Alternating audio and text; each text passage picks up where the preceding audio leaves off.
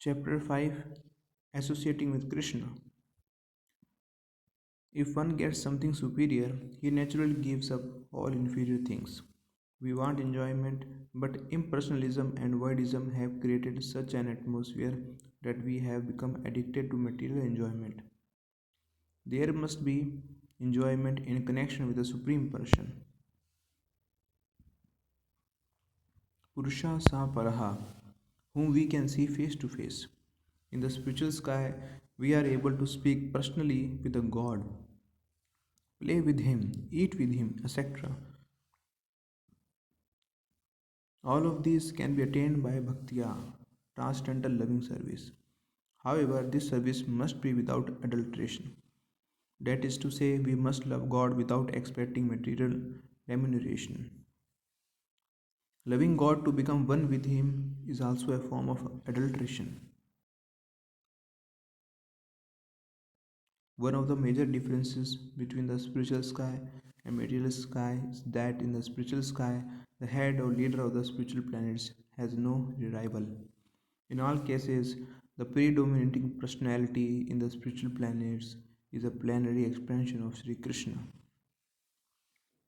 the Supreme Lord, and his multifarious manifestation reside over all the Vaikuntha planets.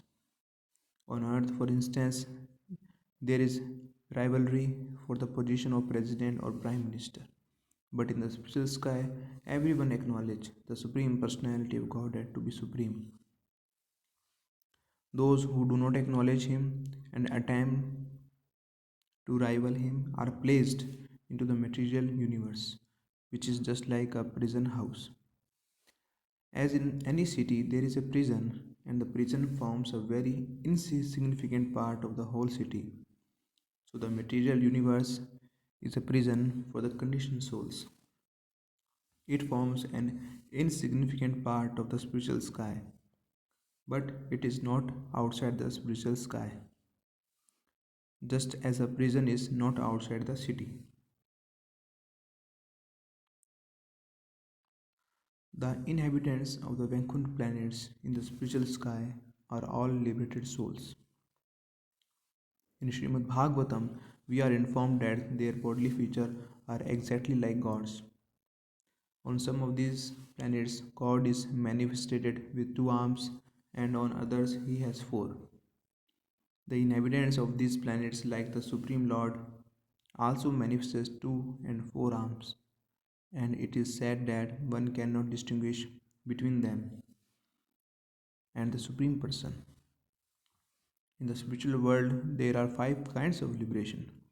Sahujya Mukti is a form of liberation in which one merges into the impersonal existence of the Supreme Lord, called Brahman. Another form of liberation is Sarupya Mukti, by which one receives features exactly like God's. Another is Salokaya Mukti, by which one can live in the same planet with a God. By Sharashti Mukti, one can have opulences similar to the Supreme Lord's. Another type enable one to remain always with the God as one of his associates, just like Arjun, who is always with Krishna as a friend. One can have any of these five forms of liberation, but of the five, the Saujya Mukti, merging with the impersonal aspect, is not accepted by Vaishnava devotees. A Vaishnava wishes to worship God as he is and retain his separate individuality to serve him, whereas the Mayavadi impersonal philosopher wishes to lose his individuality and merge into the existence of the Supreme.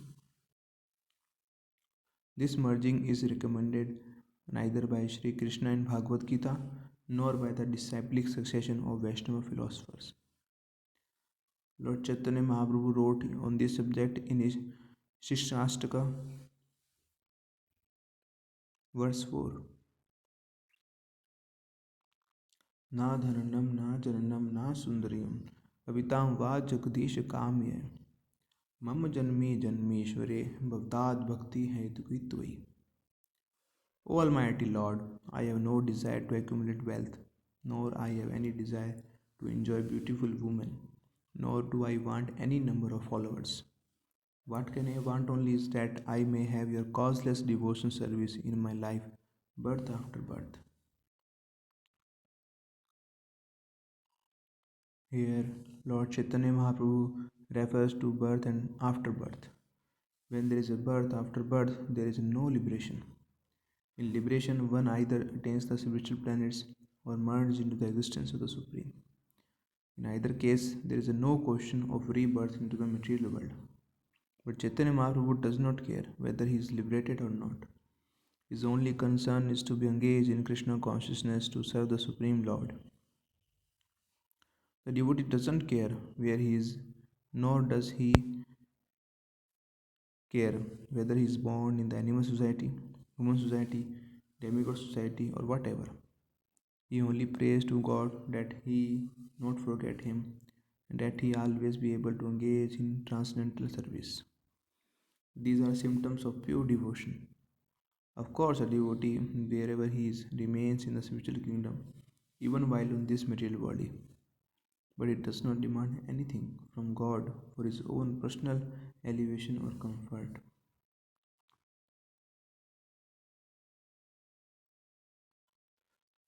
Although Shri Krishna indicates that he can be easily reached by one who is devoted to him, there is an element of risk involved for the yogis who practice other methods of yoga. For them, he has given directions in Bhagavad Gita regarding the proper time to leave the gross body. Yatra kele tav anavritam avrityam chaiva yogina priyata yanti tamam kalam vikshayami bharatar sabha. O best of Bharats, I shall now explain to you the different times at which passing away from this world one does or does not come back. Here Krishna indicates that if one is able to leave his body at a particular time, he can become liberated, never return to the material world. On the other hand, he indicates that if one dies at another time, he has to return. There is this element of chance, but there is no question of chance for a devotee always in Krishna consciousness. For he is granted entrance into the abode of Krishna by the dint of his devotion to Lord. Agnir aha shukla sanmasa utrayanam tatra priyata gachanti brahma vido janha. Those who know the Supreme Brahman pass away from the world during the influence of the fiery god in the light at an auspicious moment during the fortnight of the moon and the 6th month when the sun travels in the north.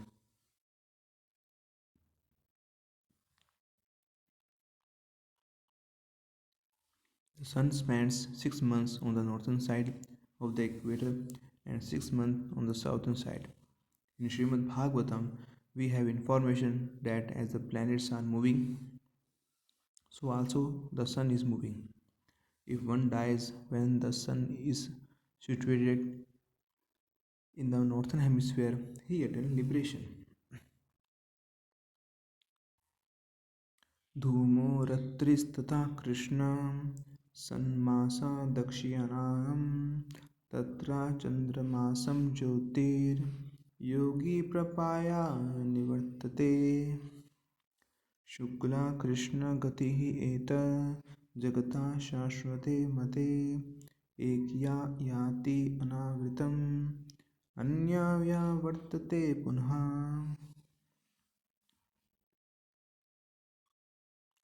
The mystic who passes away from this world during the smoke, the night, the moonless fortnight, or in the 6th month when the sun passes to the south, or who reaches the moon planet, again comes back.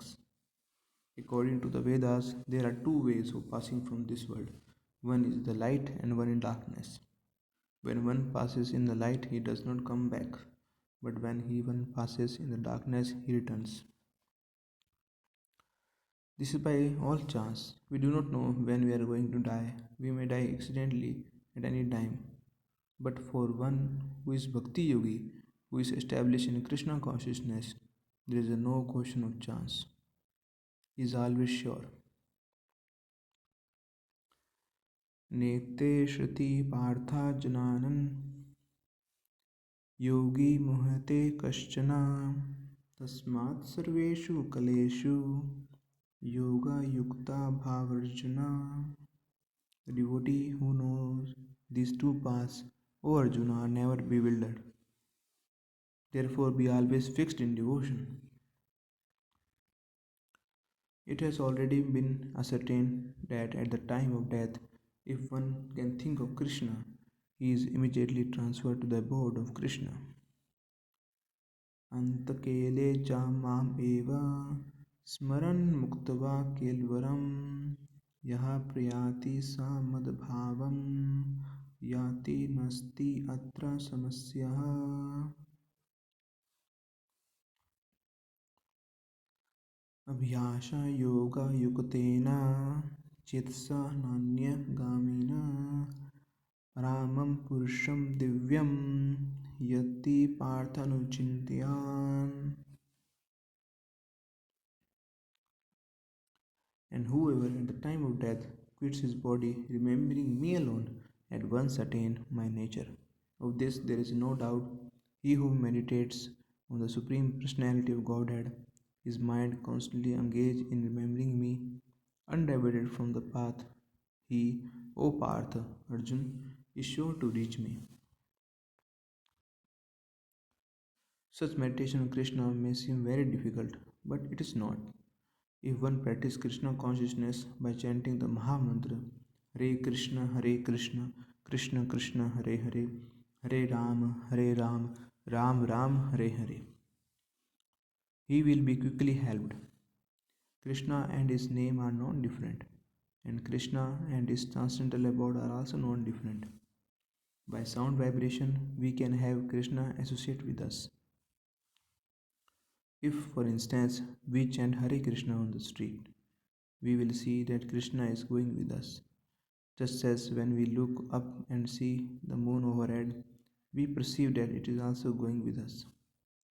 Krishna inferior energy may appear to go with us. Is it not possible for Krishna himself to be with us when we are chanting his names? He will keep us company, but we have to qualify to be in his company. If, however, we are always merged in the thought of Krishna, we should rest assured that Krishna is always with us. Chaitanya Mahaprabhu prays, Namnam Kari Bahuda Nirja Sarvashaktis Tatra Pita Niyamate Smarane Kala Itadrasha Tava Kripa Bhagwan Mamapi Durdvevam Idarsham Ahajani Nanuraga. O my Lord, your holy name alone can render all benediction upon the living beings, and therefore you have hundreds and millions of names like Krishna and Govinda.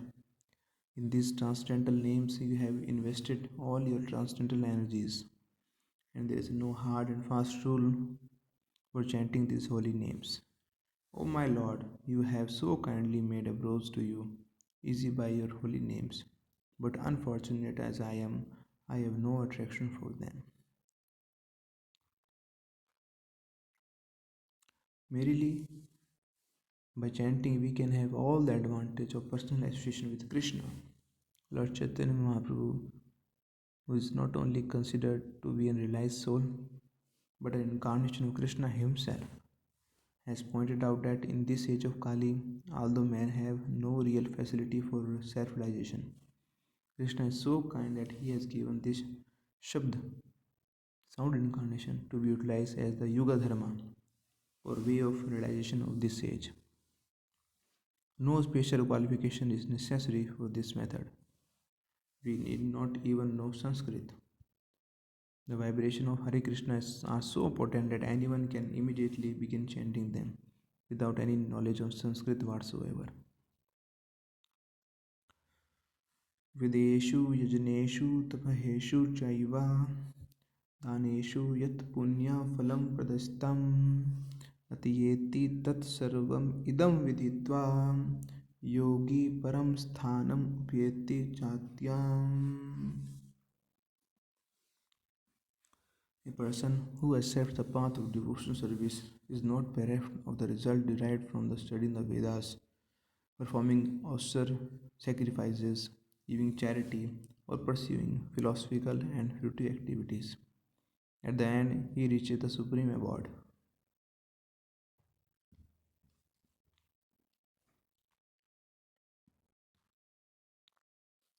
Here, Krishna says that the purpose of all Vedic instruction is to achieve the ultimate goal of life, to go back to Godhead.